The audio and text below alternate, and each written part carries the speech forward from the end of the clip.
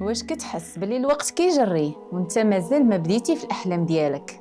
عارف داك الاحساس ملي كتكون غارق في خدمتك، النهار كيدوز بالزربه، العقل عامر بالمهام والمواعيد، وكتجي في الليل كتصور راسك فين مشاو احلامي، فين مشاو المشاريع اللي كنت باغي نحققها. كل واحد فينا عنده اهداف جانبيه، كاين اللي باغي يتعلم لغه جديده، كاين اللي باغي يبدا مشروع، اللي باغي يطور من راسو. ولكن مع الزحمه ديال الايام والضغط ديال الخدمه وكثره الالتزامات والمسؤوليات، كتلقى راسك كتحس بلي الوقت كيهرب منك والحلم كيبان بعيد، وكتقول راسك نخلي شويه هذا الحلم حتى نرتاح ولا حتى يكون عندي وقت مناسب. لكن المفارقه هي ان الراحه ما كتجيش الا ملي تبدا تنظم وقتك وتخدم على نيتك.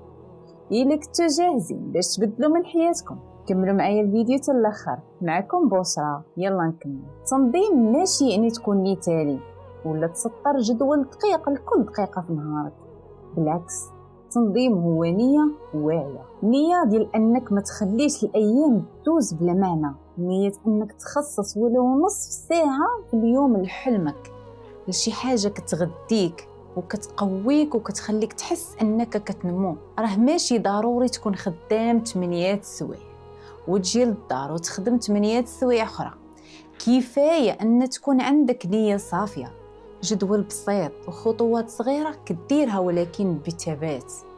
هذه هي القوه الحقيقيه للتنظيم، ماشي في عدد الساعات ولكن في النيه اللي كتحطها في كل دقيقه.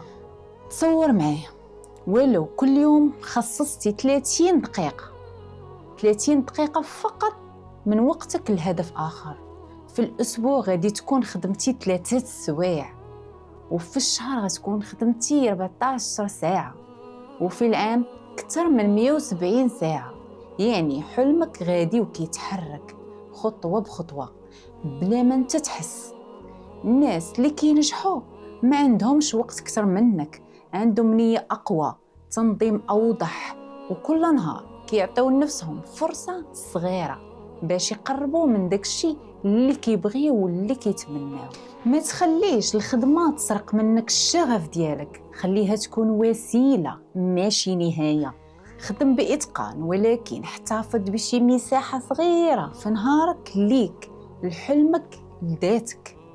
وفاش تحس بالعيا والفوضى ما توبخش راسك، رجع غير النية علاش بديت. كل مرة ترجع لهذا السؤال كتسترجع الاتجاه وكتلقى التوازن اللي كيخليك تكمل. الخلاصة من هذا الشيء، التنظيم ماشي مجرد جداول ومذكرات، هو اختيار واعي باش ما تضيعش في دوامة الأيام. هو وعد صغير كديرو مع نفسك أنك غادي تخدم على الخدمة ديالك، ولكن ما تنساش خدمتك مع الحلم ديالك. واحد النصيحة عملية خاصكم تخدموا بها: قبل ما تسالي نهارك كتب هدف صغير غادي تخدم عليه الغد ليه، غير واحد، وغدا نفذ هذا الهدف، وغادي تحس بواحد الراحة داخلية كبيرة، لأنك ما خديتيش خطوات كبيرة، خديتي خطوة وحدة صادقة بنية نقية وبتنظيم بسيط. واخا الضغط واخا العيا، بنية صافية وتنظيم بسيط تقدر تبني كل شيء خطوة بخطوة بلا ما تضيع راسك في زحمة الحياة.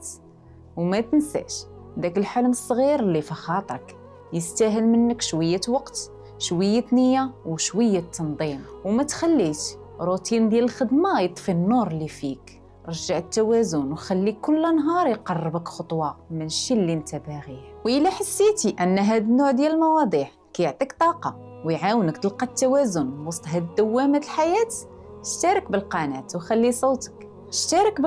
وخلي صوتنا يوصلك كل مرة، ويفكرك أنك مازال قادر تبني، مازال قادر تبدأ، ومازال الوقت في الصالح ديالك. غير نظم ونوي وابدأ. السلام عليكم.